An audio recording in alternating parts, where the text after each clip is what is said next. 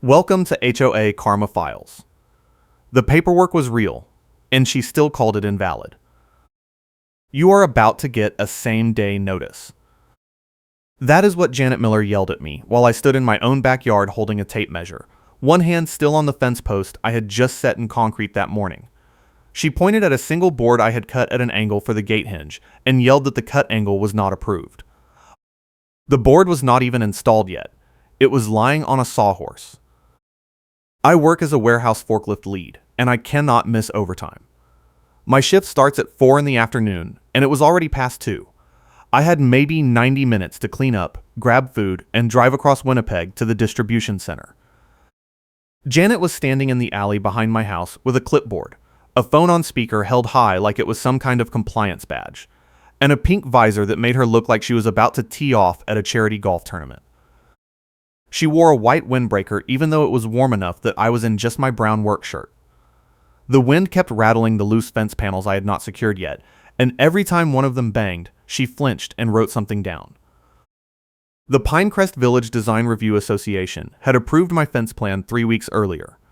I had the email, I had the signed architectural request form, I had measurements, materials list, contractor quotes, and a timeline. Janet had been on the committee that approved it. She had voted yes. I knew because the meeting minutes were public record, and I had downloaded them the same day they were posted. But now she was telling me the cut angle was not in the plans, the post spacing was off by 2 inches, and the fence height violated a setback rule that did not exist when I submitted my application. She said I had 24 hours to remove everything I had installed, or the fines would start at $50 per day and double every week. I have a custody schedule. My daughter visits every other weekend, and I cannot risk missing that time because of HOA hearings or legal delays. If the HOA put a lien on my house or forced me into some drawn-out dispute process, it could interfere with my ability to prove stable housing in court. That was the real stake here. Janet did not know that, but it did not matter. She was escalating fast, and I had to decide whether to fight or fold. I stopped arguing and started collecting, because the endgame was already set. I told her I would review the file and get back to her. She did not like that. She wanted me to admit fault right there, on the spot, so she could write it down and use it later. When I did not give her what she wanted, she switched tactics. She said the fence was too close to the alley easement, and that I had damaged common property by digging post holes. She said I had to pay for a survey to prove I was inside my property line, and if I did not hire a surveyor within 48 hours, she would bill me for one herself and add it to my HOA account with a processing fee. Make it public, she said. I love watching people get embarrassed. She said it with a smile, not a friendly smile. The kind of smile you see on someone who just got promoted to a job they have no business holding and cannot wait to use the power. I did not respond. I just kept winding up the tape measure and stacking the tools back in my truck bed. Janet left. I went inside, pulled up the approval email on my laptop, and started a new folder. I labeled it HOA Evidence. I saved the email, the meeting minutes, the signed request form, the materials invoice, the contractor agreement, and the permit application I had filed with the city. I also saved the weather forecast, because I knew the wind was supposed to pick up that week, and I wanted a record that loose panels were a temporary condition, not neglect. Then I called my real estate agent, Marcus. He had sold me the house 6 months earlier, and he had warned me about the Pinecrest Village Design Review Association during the walkthrough. He said they were aggressive about enforcement, and that Janet Miller was known for targeting new homeowners who did not know the rules yet. He said the best defense was documentation, and if things got bad, to escalate to the regional management company instead of trying to deal with the board directly. Marcus picked up on the second ring. I told him what happened. He sighed and said he had seen this before. He said Janet liked to reinterpret approval letters after the fact and claimed that details were never authorized, even when they were explicitly listed in the application. He said the trick was to force her to put everything in writing and then compare it to the original approval. If there was a discrepancy, the management company would usually side with the homeowner to avoid liability. He also told me to start keeping a log. Every time Janet showed up, every time she called, every time she sent an email or left a notice, I should write it down with a timestamp and a description. If she ever claimed something did not happen, I would have a record. He said it sounded paranoid, but in his experience, people like Janet would lie to cover their mistakes, and the only way to prove it was to have a trail they could not deny. I thanked him and hung up. Then I opened a new document and started typing. First entry. Janet Miller arrived at approximately 2:10 in the afternoon, accused me of installing an unapproved fence cut angle, and demanded I remove the work within 24 hours or face daily fines starting at $50. That night, I got an email from the HOA. It was not from Janet.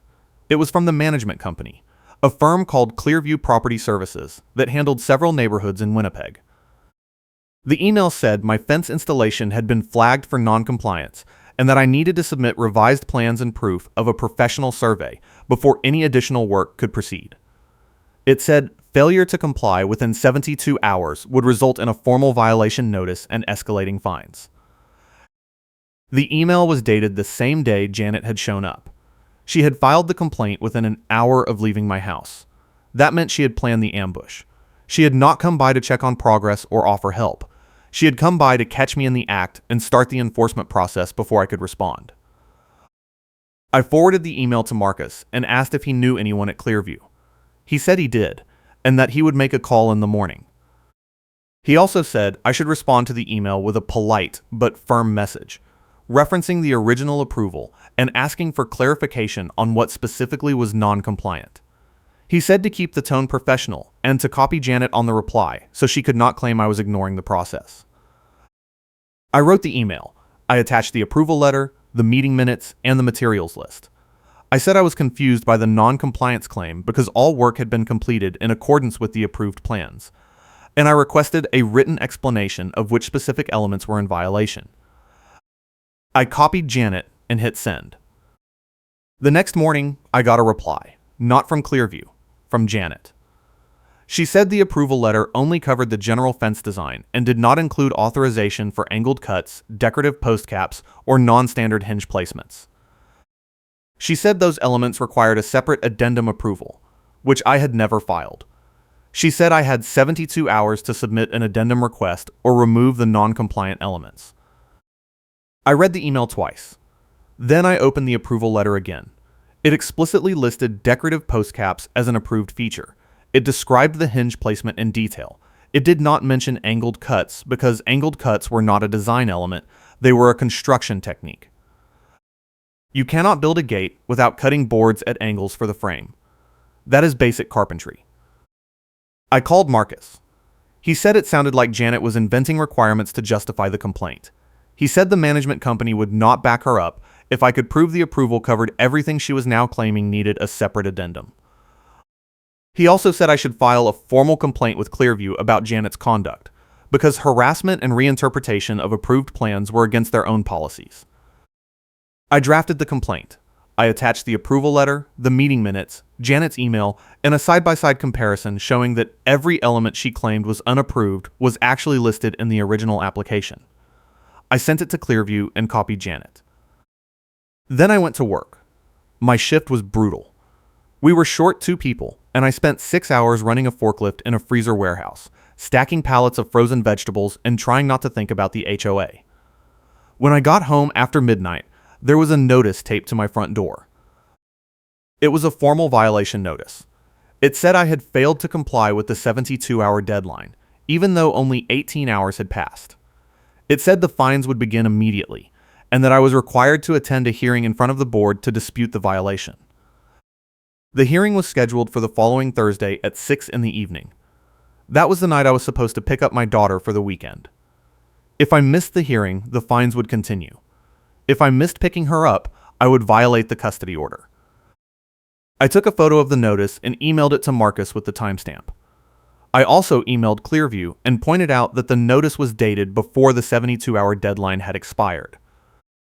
I said this was clear evidence of bad faith enforcement and that I was requesting an immediate review by a supervisor. The next day, I got a call from Clearview. It was a woman named Angela, and she said she was the regional compliance manager. She said she had reviewed my complaint and agreed that the timeline on the violation notice was incorrect. She said the notice would be rescinded, and the hearing would be postponed until a proper review could be conducted. She also said Janet had been instructed to stop direct contact with me, and that all future communication would go through Clearview. I asked if that meant the fines were dropped. Angela said the fines had never actually started because the notice was invalid. She said I could continue working on the fence as long as I stayed within the approved plans. She said if Janet showed up again, I should call Clearview immediately and they would handle it. I thanked her and hung up. Then I went back outside and started working. I had 2 days before my next shift, and I wanted to get the fence finished before Janet found another angle. The fence went up fast.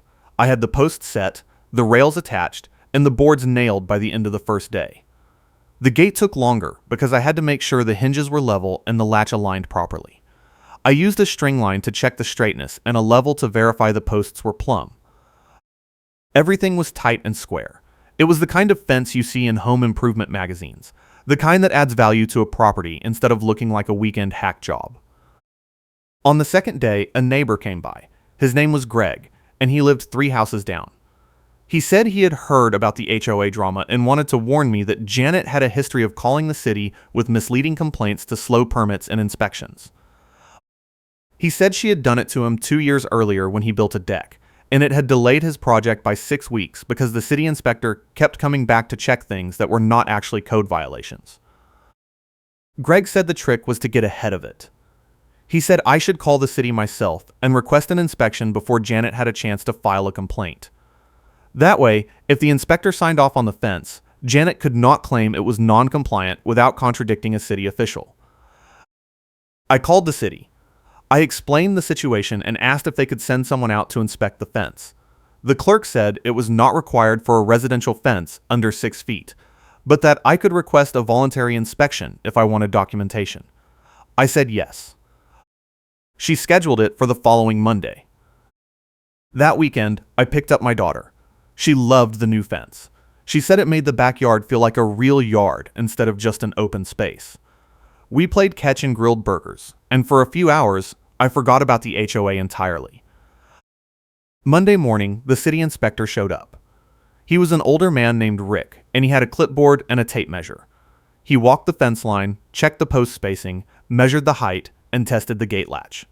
He said everything looked good and that the construction was solid. He signed off on the inspection and gave me a copy of the report. I scanned the report and emailed it to Clearview with a note saying the fence had passed city inspection and met all local codes. I also printed a copy and put it in the HOA evidence folder. That afternoon, Janet showed up again. She did not come to the front door. She came through the alley and stood at the back fence line with a tape measure and a phone. She was measuring something, but I could not tell what. I watched from the kitchen window and took photos with my phone. She measured the distance from the fence to the alley. Then she measured the distance from the fence to the property line marker, a small metal stake that the surveyor had placed when the house was built. Then she took photos of the fence with her phone, zooming in on the gate hinge and the post caps. I went outside. I did not say anything. I just stood on my side of the fence and waited. She saw me and straightened up. She said she was conducting a follow-up inspection and that I was required to provide access to the property line for verification. I said the city had already inspected the fence and signed off. She said the city inspection was irrelevant because HOA rules were separate from city codes. I asked if Clearview had authorized her to be there. She said she did not need authorization because she was an officer of the board. I said Angela had told me all communication was supposed to go through Clearview. Janet said that only applied to enforcement actions, not inspections. I called Clearview. I got Angela on the phone and explained what was happening. She asked to speak to Janet. I handed my phone over the fence. Janet took it and walked a few steps away. I could not hear the conversation, but I could see her face go red. She handed the phone back without looking at me and left. Angela said Janet had been instructed again to stop direct contact, and that any further inspections would be conducted by a third-party contractor hired by Clearview. She said Janet was not authorized to inspect properties on her own, and that showing up without notice was a violation of the management agreement. She said if it happened again, I should call the police and report it as trespassing. I thanked her and went back inside. I added the incident to the log with photos and timestamps. I also emailed Marcus and told him what happened. He said it sounded like Janet was escalating because she knew she was losing control of the situation. He said that was usually when things got nasty, and I should be ready for her to try something more aggressive. He was right. The next day, I got a certified letter. It was from the HOA, but it was not from Clearview. It was from a law firm in Winnipeg that represented the Pinecrest Village Design Review Association. The letter said I had violated multiple provisions of the covenants, conditions, and restrictions by installing a non-compliant fence, ignoring board directives, and interfering with an official inspection. It said I was required to remove the fence within 10 days, or the HOA would seek an injunction and place a lien on my property. It said I was also liable for the costs of the legal action, which were estimated at $5,000. If you are enjoying this story, hit the like button and subscribe so you do not miss what happens next. I read the letter 3 times. Then I called Marcus. He said the letter was a scare tactic, and that the law firm was probably just doing what the HOA paid them to do without actually reviewing the case. He said I should respond with my own letter referencing the approval, the city inspection, and Angela's statements. He also said I should file a complaint with the Manitoba Law Society if the firm did not back off, because threatening legal action without a valid basis was an ethics violation. I drafted a response. I attached the approval letter, the meeting minutes, the city inspection report, and the email chain with Clearview. I said the fence was fully compliant, that all work had been approved in advance, and that the HOA's claim of non-compliance was contradicted by their own records. I said if they proceeded with legal action, I would countersue for harassment, abuse of process, and legal fees. I sent it to the law firm and copied Clearview and Marcus. Then I called a lawyer myself. Her name was Sarah, and she specialized in HOA disputes. She said the letter I received was aggressive but not unusual. She said HOAs often hired lawyers to intimidate homeowners into compliance, but that most of those cases fell apart as soon as someone pushed back with documentation. She said the key was to show that I had followed the rules and that the HOA was acting in bad faith. Sarah said she could represent me if it went to court, but that it probably would not get that far. She said the management company would almost certainly intervene once they realized the board was acting outside their authority.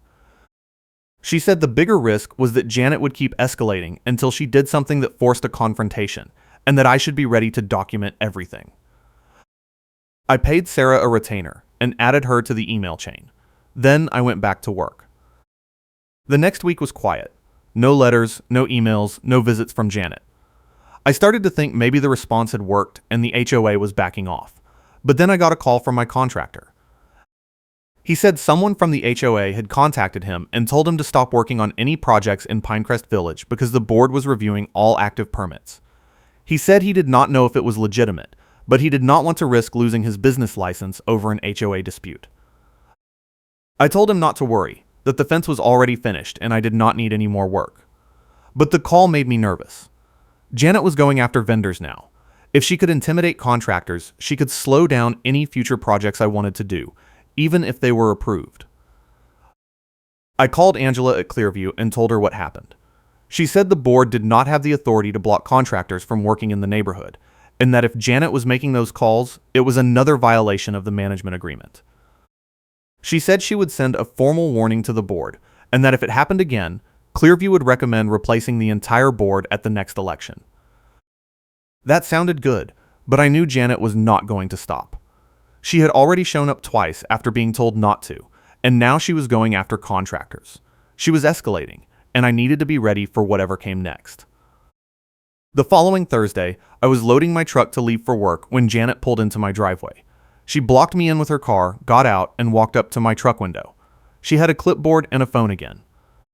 She said she needed to inspect the fence one more time before the board meeting that night, and that I was required to provide access. I told her I was leaving for work and that I did not have time. She said if I did not provide access, she would mark me as non-compliant, and the fines would start immediately. I said I had a hard start time and could not be late. She said that was not her problem. This was exactly what Marcus had warned me about. Janet was using my work schedule against me, trying to force a confrontation when she knew I could not stay and argue.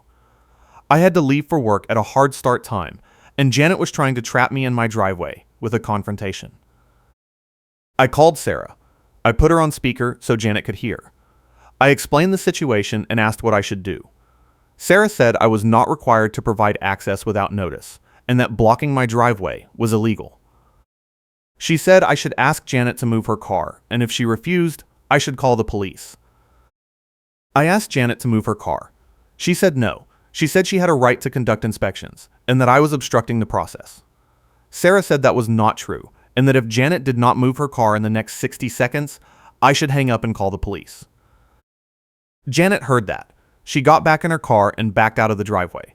But before she left, she rolled down her window and said, "I am calling management, and I am going to be dramatic about it." I drove to work. I was 10 minutes late, but my supervisor did not write me up because I called ahead and explained.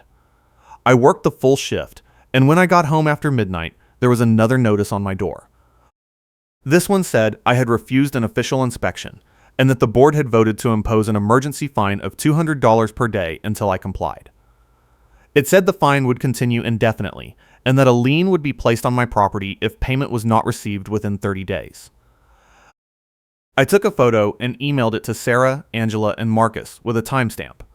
I said the notice was retaliation for refusing an unannounced inspection, and that the timeline was impossible because the board meeting had not even happened yet.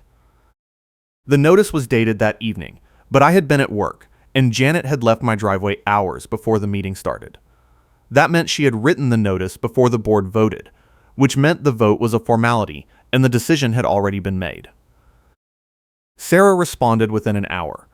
She said the notice was evidence of bad faith and that we could use it to prove the board was acting without proper authority. She said she would file a motion for an injunction to stop the fines and the lien, and that we would request a hearing in front of a judge to review the HOA's conduct. She said it would take a few weeks to schedule, but that the motion would freeze everything in the meantime. Angela responded the next morning. She said Clearview had not authorized the fine and that the board had acted outside their delegated authority. She said the management agreement required board actions to be reviewed by Clearview before enforcement, and that Janet had skipped that step entirely. She said Clearview was sending a formal cease and desist to the board, and that if they did not rescind the fine, Clearview would terminate the management contract. That should have been the end of it, but Janet was not done. 2 days later, I was in my backyard checking the fence when I heard a dog barking.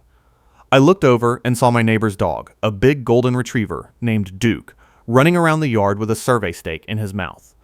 The stake had been marking the property line at the back corner of my lot. Duke must have knocked it over and pulled it out of the ground. I walked over and tried to get the stake back. Duke thought it was a game and ran circles around me. I finally got the stake and put it back in the hole, packing dirt around it to keep it upright. The whole thing took maybe 5 minutes. The next day, Janet sent an email to Clearview, Marcus, Sarah, and me. She said I had intentionally moved a property line marker to make the fence appear compliant, and that she had photographic evidence of me tampering with the survey stake. She attached a photo.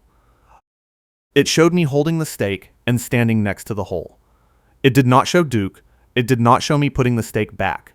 It just showed me holding it. I forwarded the email to everyone with my own explanation and attached a video from my phone. I had recorded Duke running around with the stake because I thought it was funny. The video showed the whole sequence: Duke pulling the stake out, me chasing him, me putting the stake back, and me packing dirt around it. The timestamp matched Janet's photo, and the video clearly showed I was fixing the marker, not moving it. Sarah replied to the group and said the video was dispositive evidence that Janet's claim was false. She said accusing someone of tampering with a property marker was a serious allegation, and that making that accusation without evidence could be considered defamation. She said if Janet did not retract the claim and apologize, we would add it to the lawsuit. Janet did not apologize. Instead, she sent another email saying the video was staged and that I had moved the stake earlier and then recorded myself putting it back to create a false alibi. She said the board was voting to impose an additional fine for evidence tampering. That was when Sarah filed the lawsuit. She sued the Pinecrest Village Design Review Association, Janet Miller personally, and the law firm that had sent the first threatening letter. She alleged harassment, abuse of process, defamation, and tortious interference with my custody arrangement. She requested an injunction, compensatory damages, and attorney fees. The lawsuit got attention. A local news website picked up the story and ran an article about HOA overreach. The article included my name, Janet's name, and quotes from the court filing. It described the fence dispute, the false accusations, and the retaliation. It also included a statement from Clearview saying they were reviewing the board's conduct and considering termination of the management contract. Janet did not like that. She posted on the neighborhood Facebook group saying the article was biased and that I was a troublemaker who refused to follow the rules. She said the board was just trying to protect property values, and that homeowners who ignored the covenants were dragging down the neighborhood. Marcus saw the post and replied with a link to the approval letter and the meeting minutes. He said the fence had been approved unanimously, that Janet had voted yes, and that her current claims were contradicted by the board's own records. He also posted a link to the city inspection report. The Facebook group exploded. Dozens of neighbors chimed in. Some supported Janet and said the fence was ugly and did not match the neighborhood character. Others said they had been targeted by Janet too, and that she used the rules to bully people she did not like. One neighbor posted a story about how Janet had fined him $300 for parking his truck in his own driveway because it was a commercial vehicle, even though he used it for personal errands and it had a standard license plate.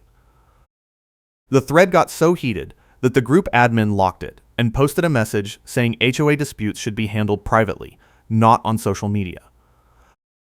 But the damage was done. The neighborhood was divided, and Janet was losing support. Even people who agreed with strict rule enforcement were starting to question whether she was applying the rules fairly or just using them as a weapon. The board meeting was scheduled for the following week. It was supposed to be a closed session to discuss the lawsuit, but the agenda included a public comment period. Sarah told me to attend and to bring copies of all my documentation. She said the meeting would be recorded, and that anything Janet or the board said could be used in court. I showed up early. The meeting was held at the community clubhouse, a small building near the neighborhood entrance with a conference room and a kitchenette. There were about 20 people in the room, most of them board members and their spouses. Janet was sitting at the head of the table with a stack of papers and a laptop. She saw me, and her face went tight. I sat in the back and waited. The meeting started with routine business, approving the last meeting's minutes, reviewing the budget, discussing lawn care contracts. Then they got to the lawsuit. The board president, a man named Tom, said the board had received legal notice and that they were consulting with their attorney. He said they could not discuss details in public, but that they were confident the claims were without merit. Sarah had told me not to speak unless I was called on, so I sat and listened. The board went through their agenda, and every few minutes Tom would glance at me like he was waiting for me to interrupt. I did not. Finally, they opened the floor for public comment. I stood up and walked to the front. I said I wanted to address the fence dispute. Tom said I had 3 minutes. I said that was fine. I pulled out the folded printed page with highlights and held it up. I said the fence had been approved in writing, that I had followed the approved plans exactly, and that the city had inspected and signed off on the work. I said Janet had made multiple false claims about non-compliance, had retaliated after I refused an unannounced inspection, and had accused me of tampering with a property marker even though I had video evidence proving the accusation was false. I said I was not asking the board to take my word for it. I said I had documentation of everything, and I was happy to provide copies to anyone who wanted them. Then I said I had one more thing to share. I pulled out my phone and connected it to the portable speaker I had brought with me. I played the recording. It was the voicemail Janet had left me 2 days earlier. In the voicemail, she said she was calling management, and she was going to be dramatic about it. She said she did not care what the city inspector said, and that she would keep filing complaints until I gave up and tore the fence down. She said homeowners like me were the reason neighborhoods went downhill, and that if I did not like the rules, I should move somewhere else. The room went silent. Tom looked at Janet. Janet looked at her laptop. No one said anything. Then I played the second recording. It was from the architectural review meeting where my fence had been approved. The meeting minutes said the vote was unanimous, but I had requested the audio recording from Clearview under the public records policy. In the recording, you could hear Janet's voice clearly. She said the fence design was fine and that she had no objections. She voted yes. I stopped the recording and looked at Tom. I said, "Janet claims she never came by, and the doorbell video plays." I pulled out my phone again and played the doorbell camera footage. It showed Janet standing in my driveway, blocking my truck, refusing to move her car, and saying she had a right to conduct inspections. It showed her leaving and then returning 20 minutes later to take more photos of the fence. It showed her measuring the distance from the fence to the alley with a tape measure, even though that measurement was not in dispute. Tom asked for a recess. The board went into the back room. I sat down and waited. Marcus had come to the meeting with me, and he was sitting in the front row. He gave me a thumbs up. 15 minutes later, the board came back. Tom said they had reviewed the information I provided, and that they were suspending all enforcement actions related to my fence pending further investigation. He said the board would meet with Clearview to discuss Janet's role in the dispute and determine whether any policy violations had occurred. He said I would receive written confirmation within 5 business days. Janet stood up and said the board did not have the authority to suspend enforcement without a formal vote. Tom said the vote had just happened in the back room and that it was unanimous. Janet said she wanted her objection noted in the minutes. Tom said it would be noted. Then Sarah stood up. She said she was representing me in the lawsuit, and that the recordings and doorbell footage would be included in the evidence. She said the lawsuit was still active, and that we would be requesting damages for harassment, defamation, and emotional distress. She said the board could avoid further liability by taking immediate corrective action, including removing Janet from her enforcement role and issuing a public retraction of the false claims. Tom said the board would discuss it with their attorney. Sarah said that was fine, but that the clock was ticking and the longer the board delayed, the more damages would accrue. The meeting ended. I walked out with Marcus. We did not say anything until we got to the parking lot. Then Marcus laughed and said that was the most satisfying thing he had seen in years. He said Janet's face when I played the approval recording was priceless. The next week, I got a letter from Clearview. It said the board had voted to remove Janet from her enforcement role and that she would no longer have direct contact with homeowners regarding compliance issues.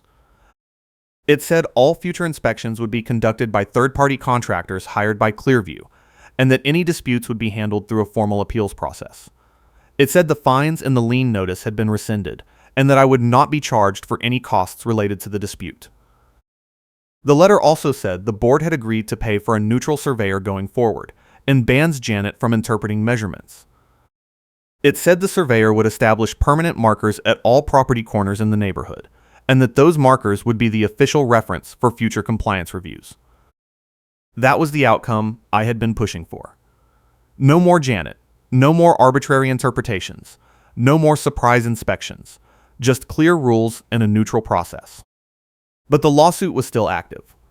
Sarah said we should continue with it because Janet had acted in her personal capacity when she made the defamation claim and the false tampering accusation.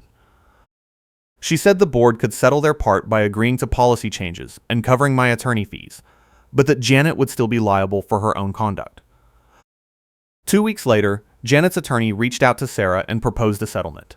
Janet would pay $10,000 in damages, issue a written apology, and agree to a no-contact directive that prohibited her from contacting me or coming onto my property for any reason.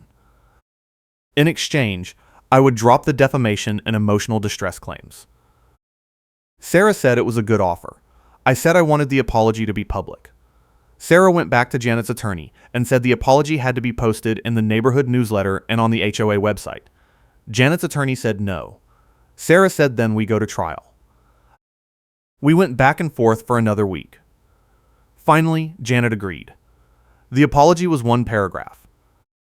It said she had made errors in judgment during the fence dispute, that her claims of non-compliance and evidence tampering were not supported by the facts, and that she regretted the stress and inconvenience caused to me and my family. It was posted in the newsletter and on the HOA website. It stayed up for 30 days. I got a fine waiver in writing with a firm no-contact directive. The waiver said all fines and fees related to the fence dispute were permanently forgiven, and that I would not be charged for any future compliance issues related to the fence. The no contact directive said Janet was prohibited from initiating any contact with me, entering my property, or participating in any board actions or enforcement decisions related to my property. Violation of the directive would result in removal from the board and possible legal action. The board settled separately. They agreed to cover my attorney fees, which came to about $12,000. They also agreed to policy changes, including a requirement that all enforcement actions be approved by Clearview before notices were issued, and a ban on unannounced inspections without at least 48 hours notice. They added a clause to the management agreement that said board members could not conduct inspections on their own authority, and that all inspections had to be performed by licensed professionals hired by Clearview. The whole thing took 3 months from start to finish. By the time it was over, my fence had been up for 2 months, and no one was complaining about it anymore. Neighbors stopped me on walks and said they liked the way it looked. A few asked for the contractor's number, even though I had done most of the work myself. Janet did not attend any more board meetings. She resigned from the board a month after the settlement. The neighborhood newsletter ran a short notice saying she was stepping down for personal reasons. No one was sad to see her go. The funny karma moment came at the next HOA election. A group of neighbors ran on a platform of transparency and fair enforcement. They won every open seat. The new board's first action was to request a full audit of Janet's enforcement record. The audit found that she had issued over 200 violation notices in the previous year, and that more than half of them had been overturned on appeal or rescinded after homeowners provided documentation. The audit also found that Janet had selectively enforced rules based on personal conflicts, and that she had retaliated against homeowners who questioned her authority. The audit report was posted on the HOA website and sent to every homeowner in the neighborhood. It included a summary of my case as an example of enforcement abuse. The summary described how Janet had approved my fence and then retroactively claimed it was non-compliant, how she had filed false accusations of evidence tampering, and how she had retaliated after I refused an unannounced inspection. It said the board had paid over $20,000 in legal fees and settlement costs because of Janet's conduct, and that those costs had been passed on to homeowners through a special assessment. The neighborhood was furious. The new board voted to ban Janet from holding any HOA position in the future. They also voted to refund the special assessment by cutting discretionary spending and renegotiating vendor contracts. The HOA drops the case to avoid a public records mess, and Janet's bluff gets read out loud, and the room reacts. That was exactly what happened. The recordings, the doorbell footage, and the email chain made it impossible for the HOA to defend Janet's conduct without admitting they had failed to supervise her. The management company threatened to terminate the contract if the board did not take action, and the board folded rather than risk losing their property management services. Janet tried to salvage her reputation by posting on social media again, but no one believed her. The evidence was too clear. The recordings were too damning. The doorbell footage showed her lying. The email chain showed her retaliating. There was no way to spin it. The last time I saw Janet was at the gas station lot at the edge of the subdivision, where Janet tries to corner me on camera. I was filling up my truck before heading to work. She pulled in and parked next to me. She got out and said she wanted to talk. I said we had a no-contact directive. She said it was just a conversation. I said no, got in my truck, and drove away. She did not follow. I never heard from her again. The fence is still standing. My daughter loves it. The neighbors leave me alone. The new board enforces rules fairly and consistently. The management company does their job without drama. I kept the HOA evidence folder. I kept the recordings, the doorbell footage, the email chain, the city inspection report, and the settlement documents. I kept the tow yard receipt with dirt smudges that kept showing up in my mailbox until I reported it to the police as harassment. I kept everything, because you never know when you will need proof that you were right all along. The custody schedule is stable. I have not missed a single visitation. My daughter visits every other weekend, and we spend the time in the backyard playing catch and grilling burgers and enjoying the fence that almost cost me everything but ended up proving that documentation beats bluster every time. I am glad you tuned in.